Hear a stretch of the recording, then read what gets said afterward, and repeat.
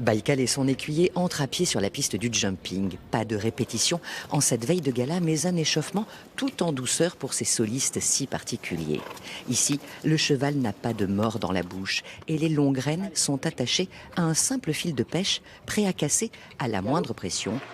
Sauter ainsi en liberté pendant le spectacle demande un subtil équilibre. Ça m'oblige à avoir un vrai contact avec lui, que ce soit un contact psychologique, où en fait on travaille ensemble, on est ensemble, et en même temps, quand j'ai besoin de lui demander certaines actions, d'avoir des actions extrêmement fines, ce qui m'oblige moi à continuer de progresser en fait. Gardiens de l'équitation de tradition française, les écuyers du Cadre Noir sont aussi des sportifs de haut niveau. Pauline Basquin, par exemple, meilleure française au championnat d'Europe, représentera la France en dressage au JO de Paris.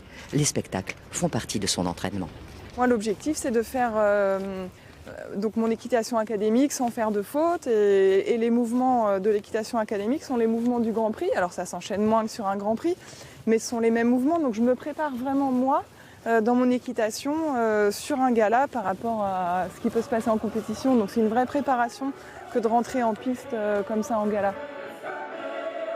Un rendez-vous exceptionnel pour découvrir cette équitation française inscrite au patrimoine immatériel de l'UNESCO.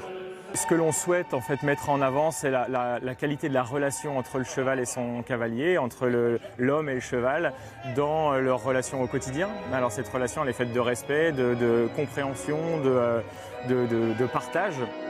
Plus qu'une technique équestre, finalement, c'est un petit peu une philosophie.